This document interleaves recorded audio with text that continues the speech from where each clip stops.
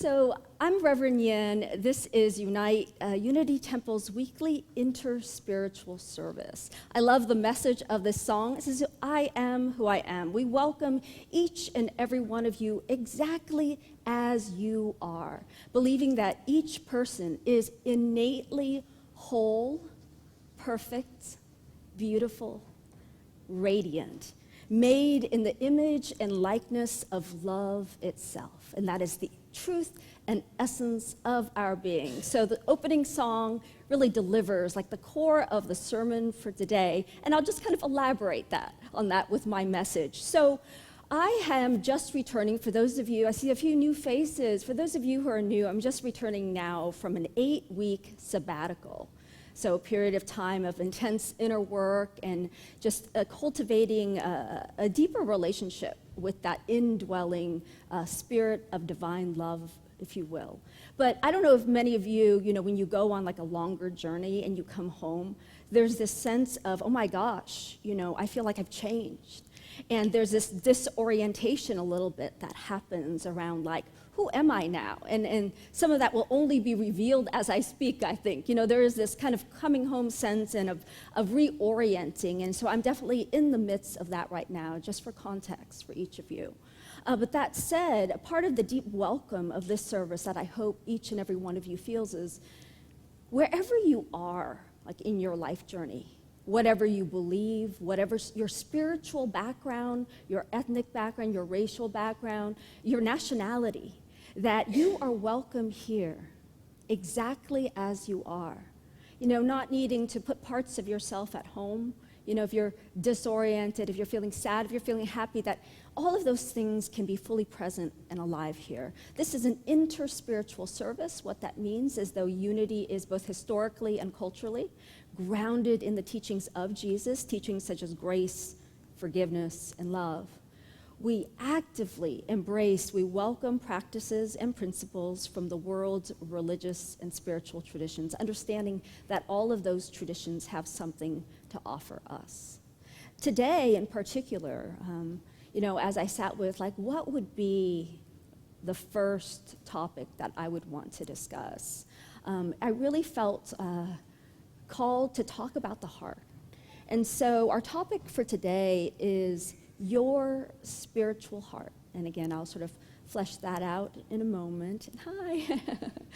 And I also want to make a quick comment, because seeing the youth in here, which is so beautiful, that we are working to hire a new youth ed person, and hopefully we'll be able to have that reinstated so that we'll have childcare and youth ed provided for our service. So with that, excited to see all you beautiful faces here.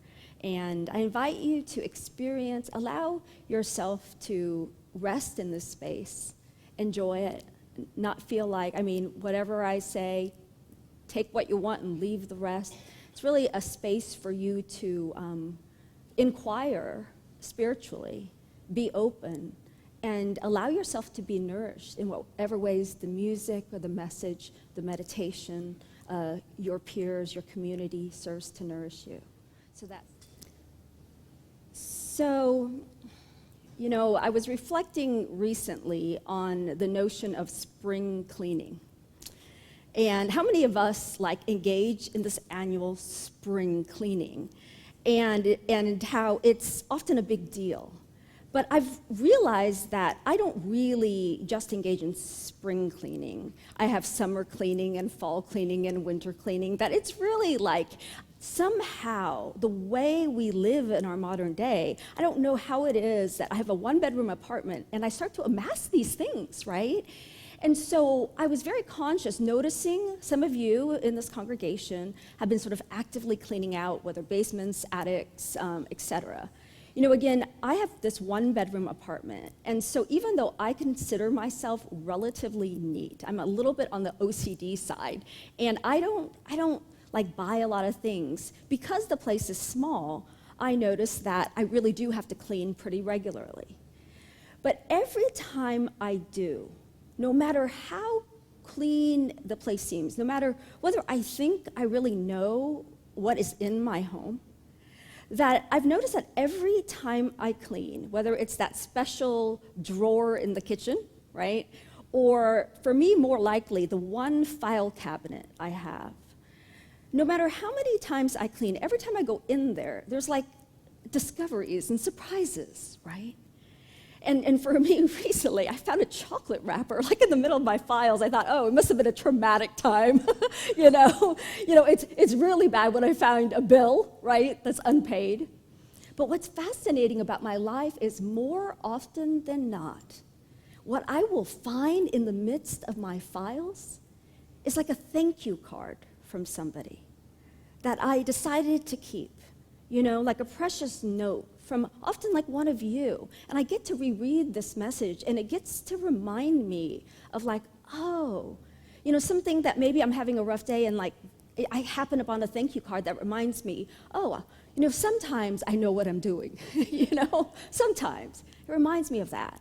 And then I have an ex who like had this habit of actually slipping in love notes, like in random places, like in my book about relationships, so that he knew that if I were reading it, probably we were struggling, so there'd be a note like, I love you, in the book. And so as I reflected on this idea, the analogy of God, the analogy of spirit, God by any name, God as love, God as infinite light, God as wholeness and beauty, that as I reflected on this notion that God is inside of us, I realized that somehow in this cleaning process, I could experience something deeper around that, which is this, that in my everyday life, I forget what is in the house of my consciousness. In my everyday life, as I go about doing things, I forget what's in my home. And I forget that God is my very home inside, like this core thing within my home. And I started thinking about imagining, going into an attic and leafing through all this junk, this dust and these piles of papers to find this remembrance of love, this remembrance of wholeness. And it's always there. So as I reflected on this, and I think about how so often here we talk about spiritual growth. And oftentimes, even that analogy makes us like, it's so hard, and I'm efforting, and it's like more work. Every day there's more work to spiritually grow. But if instead I'm like, it's already in here. But if I haven't cleaned in a while, and on top of this truth of my wholeness, this truth of the basic stability and ground of being, the perfection not only of me, but of you and of this moment, like if that's all covered up with all these other ideas, I forget that. I don't have access to it, right? And so these reminders through spiritual community can be helpful. But what I also realized in remembering this is like if I really think about it, if what I believe in my head is true, then actually God is my most ancient memory. Like it was true before anything else was true. And by God, I don't mean like some man in the sky, but God as the symbol of the holiness of my own being. That was true before all this other stuff got cluttered and layered on. And then I realized that, I can take the slip of paper that says I love you and I can carry it out to my daily life and be like, hey, look, see? I can remember this. But what I realized, and those of us who have run the spiritual path for a while and who've read like every book, in the spiritual self-help sections, know that when we just read this and just know it in our heads, in the moment of the medical diagnosis, in the moment that we lose our job, in the moment of a relationship conflict, the thought, the mental idea that I am love, it goes way out the window. It's like we can't access it in that way when it's only known in our heads, like a note that we read. And I was very aware of this recently. And I'll tell the story in a few minutes, but I was very aware of this recently when I was jogging Loose Park and had this kind of extreme experience of disconnection to sort of like my own goodness, my wholeness and well-being. And the reason for this theme is that in the midst of that, I came to remember Cynthia Bourgeault, this modern Christian mystic's teaching around what is called sometimes your spiritual heart. So today I want to talk in 3 parts, share a bit more about this notion that God is our most ancient memory. Second, I'd like to explore the idea that this memory can be seen only with our heart, but not the heart that we in modern days associate with, immense emotionality and passion, but something else known as the spiritual heart. That when we know it in that way, something emerges. It's almost as if that heart is like the flashlight in the attic. The message was all there, but we just couldn't see it until we could perceive through our heart, which Cynthia Bourgeault calls the organ of spiritual perception. Our hearts. But not like we in modern day often equate it with emotionality and passion. And then finally, I'll explore 2 ways that we can develop that perception, if you will, that capacity for spiritual perception that allows us not only to know intellectually this little note, this reminder that says you are love, but in a way where it is embodied. Like in the moment of our lives when we face that outer challenge and somehow within us we know something we didn't know before. We see with every fiber of our being, not just with our idea set. And so again, oftentimes it is said that when we come to church, we're not trying to teach you anything new, ideally in the realm of spirituality, but merely serving to work to say that word, sing that song, give that hug that in that moment awakens a memory, something you deeply already know that is true about life, about goodness, about your innate worth, about the stability and security that is the ground of being that we call God or universal substance.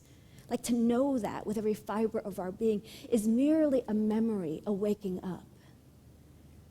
So the idea is that in order to do that, Cynthia Bourgeault says, deep in the mystical Christian tradition, in the Eastern Christianity as it developed, there are these ancient texts that repeat this saying, put your mind in your heart, put your mind in your heart, put your mind in your heart.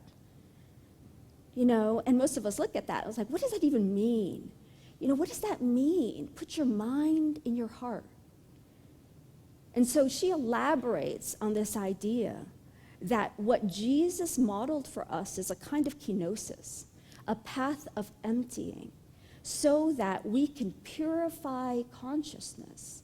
Blessed are the pure in heart, she reminds us, for they shall see God. And to take that and understand it in a different way, that which is clouded over, that which is dusty in the attic of my mind, is just really a matter of needing to cleanse this organ of spiritual perception so that I could feel into this experience. I remember when I started as a prayer chaplain at Unity back in California, it was the same thing. I was like, why do they do that? Like they're saying when you start and pray, you take the journey from your head to your heart. And the other idea, written in the Sacred Enneagram book by Christopher Hewart, is he reminds us that even our namaste, this motion here, is about bringing attention to the heart center, that there's something about this. Even biologically, says Cynthia Bourgeois, that it's more, that it's actually something we can sort of tap into, right? And we can feel it sometimes when we feel heartbreak, right? Like you can actually feel like something's like right here, that tangible feeling. So there's something to be helped by even maybe focusing on it, physically focusing on it, and we'll do that in our meditation time. So, what was happening for me just like a week ago is after this return from this 15 days in California, where I did this profoundly disorienting inner work, like intensive with the Enneagram and spiritual practice, where we did things like theater therapy and Gestalt therapy. And then from there, I went straight to work to present at the International Enneagram Association conference. Big stuff. So as I came home, I found myself like, I thought, oh, coming home, yay, that's what I thought. But coming home was very disorienting. And so I found myself going back to the place that I love, which is to be among the trees. I love to be in nature. And so one morning, I jogged at Loose Park. But even then, that whole saying, it's like wherever you go, you take yourself with you. And so I'm jogging Loose Park, and here I am in nature, but I'm thinking about things. I'm planning, I'm worrying about my future. I'm future tripping, if you will. I'm wondering, I wanted to have so much more clarity at the end of my sabbatical, and I remember I was like, I have more questions now than I have answers, right? I was so frustrated, and I was like kind of upset at myself and thinking maybe I should have spent my time differently from the ways I chose to spend my time. There I am jogging along, and it's moderately crowded at Loose Park, not super crowded because it's like 8 a.m. in the morning. And then, of course, on this path of spiritual growth, I'm listening to a podcast. But I'm listening to this podcast by Adyashanti. And Adyashanti starts talking about this path of waking up. Again, this idea of waking up to the remembrance of spirit. And in it, he says that there are different levels or different phases of spiritual awakening. And one phase is just where you simply become aware of your thoughts and that you're not it, right? You start to be like, oh, there's my mind churning again. Oh. And so you develop different awareness of like, oh, maybe I'm not that. That's not the whole of me. And so we start to like, oh, that's one phase. But then he says, there is this aspect that isn't talked about as much. And it's essentially what he called the spiritual heart. And it said it could be this simple. Right now, you could look as if you're looking through your heart. And I'll invite you to even do that right now, even as you're listening to me. Could you consider that, because here I was going, how you're running by people and you're thinking things about people, oh, look at them, you have these assessments and you're looking at the trees and you're naming the trees. And then in that moment, I remember, like I had this like duh moment of, oh, look through your heart. And even if you don't intellectually quite know what that means, even the motion, the intention around doing that, in that moment, first of all, when you think through your mind, you can think about the future and the past. But somehow when I look through my heart, I can only see what's present. And then immediately what happened is this sort of glow that softened sort of my inner gaze at myself and my outer gaze. And then it wasn't like people were as distinct anymore. As I was jogging, I felt this flow of like affection, for anyone that passed by, I mean, right now, it's like, can you listen to me through your heart? Can you perceive the room through your heart? What does that feel like? How does that change things? I have no idea what the rest of the podcast said, because that's what I started to do. And there was this profound sense of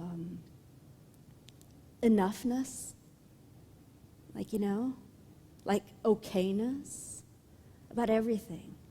And then it's like everyone's beautiful too when you're like in that phase. I remember just going, oh, beautiful kids walking by and beautiful dog and beautiful trees and not that analytical mind that was like, oh, look at that, the leaves were not, swept up, or that's my head. But like through my heart, there was a completely different perception. But distinct to that is the perception was outside time. Like in every moment, there was something real in that. Your spiritual heart is the organ of spiritual perception. And the reason I use the word spiritual heart is to make a distinction between what we call like a lot of our heart stuff today and what I mean by the spiritual heart. And this is from Cynthia Bourgeault again. There's this idea in our modern day especially, enhanced by the work of Brené Brown on vulnerability, work that I love. But what it's done is, Cynthia comments, it's created almost like we herald emotionality in its extreme.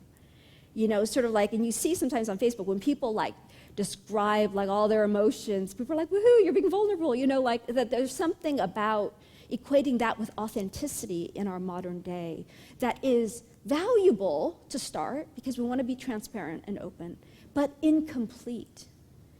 And the idea is that there's a difference between feelings that just move through us and emotions, she said, which are actually feelings that get stuck in us. And the feelings that get stuck and recycle aren't the core of the spiritual heart we're talking about. They're part of what blocks us from experiencing the clarity of heart. And those of us who study the Enneagram, and even if you don't, I can share a little bit about it today. There's an idea within the Enneagram system called the Enneagram of the passions. And the Enneagram marks what each of us is sort of habituated to do, depending on our personality type in the Enneagram, the ways in which we forget God, the ways in which we forget our own essence, right? And so the idea is, depending on your passion, that's your habit. And the original word passion, we use the word in a modern day to be stuff that's good, right? Excitement, I'm passionate about things. But the original terminology meant to suffer. To suffer is what passion meant. And not only to suffer, but there's something embedded in the term that's related to do so unconsciously. And so there's an awareness that as we open to the knowing of this deep part inside of us, we go to the attic, we open that old trunk, and the first things that come up are emotions, passions, right? And we can get stuck in this sense of like what our habits are. Like for me, as a type 1, that would be resentment and anger. It's like, frustration, constant, wow. And I think this is me because it's so habituated to my being, and I can't feel beyond that. And so for many of us, there is this way in which there's a certain habit. Maybe it's fear for you, fear of uncertainty or fear of the lack of security. For type 9s on the Enneagram, there's something about like lacking a sense that you matter, and an anger like deeply pushed down around that, and anything that is going to be evidence that you don't matter is going to infuriate you more than most people. But what does that do? That's not really about the heart in the way that we're talking about. That stays on the surface and covers up the clarity of the heart that can see beauty and truth in oneself and in all things. And so what's the cure for that? So Cynthia Bourgeault talks about, in the traditional, ancient Christian tradition, there are 2 ways in which love expresses, in which the heart can be purified, if you will, to use that terminology, to use an older terminology, purification. One is devotion. devotion, and we'll talk about that in a moment. But the other is surrender and emptying. I want to talk much more about the second. So let's start with emptying. Centering prayer is the primary sort of meditation practice. It's to me a mix of prayer and meditation that I practice, that many folks in here also practice.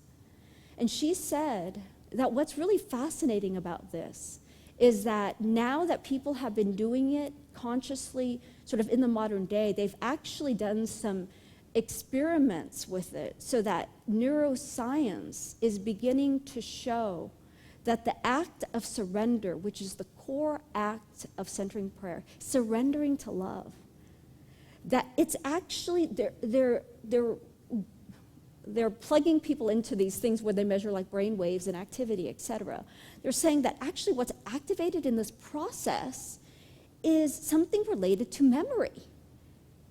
memory of all things. And in this, Cynthia Bourgeois suggests that this is the most ancient memory we have, that through the surrender process, we're actually accessing something known so deeply inside of us. But any of us who have practiced any kind of spiritual practice knows that oftentimes the first thing that appears isn't this walking around the park and seeing glowing faces everywhere. But when we start a spiritual practice, a lot of times what we see is our suffering, our passions, right? Our fear, our shame, our anger. But the idea is that as we continue this practice as an act of devotion, as an act of love, with our hearts and not just with our minds, that something begins to budge. These passions begin to clear. And maybe what felt like the legitimate reason for my constant frustration doesn't feel so real anymore, right? And so that process begins. But the reason devotion is needed, devotion, this act of love toward that indwelling essence, is that during that process, it can suck, you know? Like, there are periods where we feel grouchier than we were before. I mean, who hasn't experienced this? When I first cleaned my house, if someone were to encounter my house in the middle of my cleaning, they would think I was a complete slob, right? And I had that experience of going, if someone met me just now, as I'm running around this park early in this morning, they would think I've done no spiritual work whatsoever. You know, it's just like you're in this moment where temporarily you've thrown everything out for your file cabinet, right? You know, it just looks like a mess. But devotion, this love that endures, that just says, okay, today, not so great, but I'm going to keep at it, you know? I'm going to keep at it as this act of love. And then, of course, love, for me, you know, this piece of surrender that says, in the deepest act of love, we forget ourselves, right? Like, when I'm in love, in that moment in the park, it wasn't like, here I am running and then all these people. It's this moment where it's sort of everything just is. There's a self-forgetting that is poetic and beautiful. So whereas the passions, emotions, reinforce your egoic identity, allowing yourself the process of a daily act of dying, surrendering to that old self, clearing out, allows us to sort of like wake up to something truer, right? To find that note. And Cynthia Bourgeois says that, you know, we often think of faith as a kind of taking a leap even in the dark. And she invites this other kind of conception that says, like, no, through the practice of centering prayer, we begin to see in the dark. That the heart has an intelligence, that this organ that's the heart has this intelligence that is subtle, right? That can sort of feel into the subtlety of things. And in this subtleness of perception, we can begin to experience the full beauty of life. When your heart is moved, what is that like? Right? In this way that is like subtle and precious. So the seeing of the heart in the dark, can we feel into what that might be for us? I think even when I hear it talked about, there's a subtle stirring that is like the stirring of delight, that gives my life meaning and value, right? And so the Petit Prince, the Little Prince, that famous book by Saint-Exupéry, the classic line is essentially this, that it's only with the heart that one can see clearly. What is essential is invisible to the eye. And even if we don't know, again, what that means conceptually, we go back to this idea that Cynthia Bourgeault proposes around this act of meditation that we do on a daily basis. We don't have to do it right. We don't have to tap into our head and figure out the exact process. In fact, that can get in our way. But what we do is we intend it. We intend to know love. It's an attention of the heart. The heart doesn't have to be right. It just has to love and seek in its loving and desire. And so in remembering this, even in these past few days, I see how my mind wants to try to improve my life, but really tells me a lot of nightmare stories about things, like, judges what I chose or what I don't choose, looks at my future options and thinks about the ways in which, the fear of making the wrong decision sort of can paralyze me. When I'm in that space, life is a living nightmare, But when I can remember to drop, put the mind in the heart, and then invite a love that is a memory bigger than anything I know, right? To feed me and fill me, then somehow, over time, I have greater capacity to be here in the moments where, what if this really were enough? What if Victor's song from the beginning, "Nothing I Need," were true? If you see with your heart and not just with your mind, that there's nothing you need, that everything is being provided for. You don't have to know more. You don't have to serve more. You don't have to give more. You don't have to love better. You don't have to grow more. None of those things need to be true for you to sort of welcome that sort of infinity of God, that infinity of love into your awareness. Turn on the light. See with your heart. And I'll close by sharing a practice. Claudio Naranjo, one of the key individuals responsible for bringing the Enneagram of personality into the modern world, also a Gestalt therapist, a mystical teacher. I went to a retreat developed by him, a 10-day intensive, and he led through this video a guided meditation that really struck me, because I felt like it bridged something that I had been wanting to bridge in my own practice. From this place of centering prayer practice where we surrender, Cynthia Bourgeault has often said, initially, meditation is a place that you go to, right? But eventually, meditation, centering prayer, becomes a place that you come from. But then what next? What Claudio Naranjo offered in his meditation was a time of going into the silence, going into that place of empty and surrender. What you think you know, what you think you need to be doing instead of meditating right now, all these ideas, what you think you need to be dwelling on, and letting them go, emptying them in the silence. But as he invited us to come back, he invited us into an interpersonal meditation.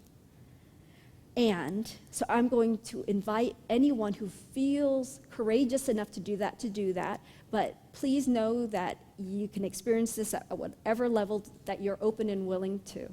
The idea, the practice is as you come out of the silence, you have a partner. And I will guide you through this, but you can actually, as you slowly open your eyes, oh, so intimate, ooh, right?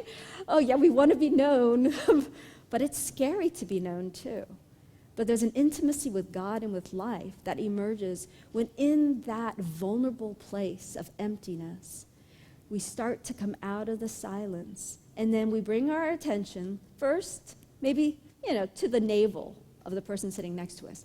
We open our eyes gradually. And then we just gaze there for a little bit, and then we gaze up at like the person's neck, and then maybe their lips, and then their eyes. And the idea is that we don't change from the place we were in. The place we come from stays the same. That place of universality, of emptiness, so that this thing that we find in the attic is brought downstairs and out into our lives and in the world. That there's this way in which can this oneness really be experienced? For me, when I did this, I had that same experience of, if I am grounded in my time of silence, when I emerge, then I'm not really seeing another person even, So it's a lip and it's beautiful. There's something about that is just a part of life. So I start to emerge and I hold that. And so that's what I'll invite you to as a practice. So this is much more than just listening to me talk and tell ideas and slip you love notes, but instead maybe coming to a place where the love inside you comes out and sees the love outside you.